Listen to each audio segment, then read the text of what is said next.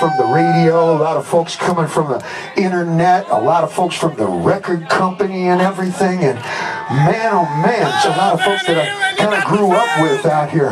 Which one of you guys from the press knows Lady Gaga? I gotta meet her.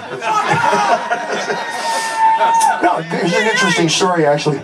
I was watching, like, New Year's Eve, you know, and I saw the picture of Bloomberg with Gaga, and she had the mask and everything. That's a perfect picture for New York City on New Year's Eve, man, New Year's Eve. And I started thinking about, you know, some of the New Year's Eves and stuff that I spent, you know, when Gaga was just starting to play. She played at a place called Pianos. You might know it down on Ludlow Boulevard. And it was before the spotlight found her. And this was just a handful of years ago.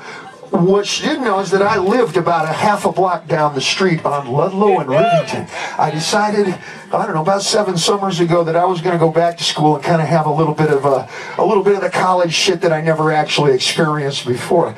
And Ludlow and Rivington is inarguably the noisiest corner in all of the epicenter of the universe, much less New York City.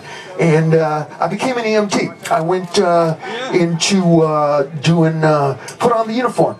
And we started to work on, I did my internship up at the 47th Precinct, which is the North Bronx. Is anybody from the Bronx up here? I was born there. Okay. And I got to tell you, it was an eye into New York City that I don't think many people have. Artist to artist, and there's a lot of you here who are artists. I want to speak to you artist to artist. Haven't you ever wondered about some of these buildings and some of these projects and some of these places we drive past every day, and you wonder, what's behind that door? Man, what's going on in there? What's up on the roof over there? Because, you know, as an artist, everything you see, everybody that you know, winds up in your voice. And I put on the uniform, and I gotta tell you, I started seeing some amazing stuff, like North Bronx, Edenwald Projects, when it gets about as hot as it is in here, and it's August. The first time I'd ever seen this, they take all of the extension cords, because folks don't have any cash, this is no news, and they put all of the extension cords together. They're all different colors, and there'll be 9 of them coming out of the 6th floor windows. And they all join together at one beatbox that somebody brought his radio down, 6 floors down, and and then they pick Grandma, who's usually in the wheelchair, and she sits and watches the beatbox, right?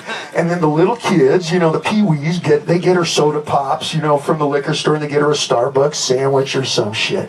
I guess I'd never seen anything like this before. Sometimes, though, they would forget Grandma. They'd unplug the stereo, take it upstairs, and that's when they would 911 us.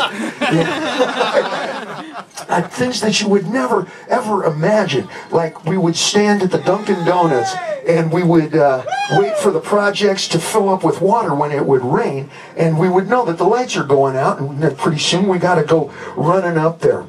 Hold on 1 second here, kiddo. Hold on 1 second here, fellas.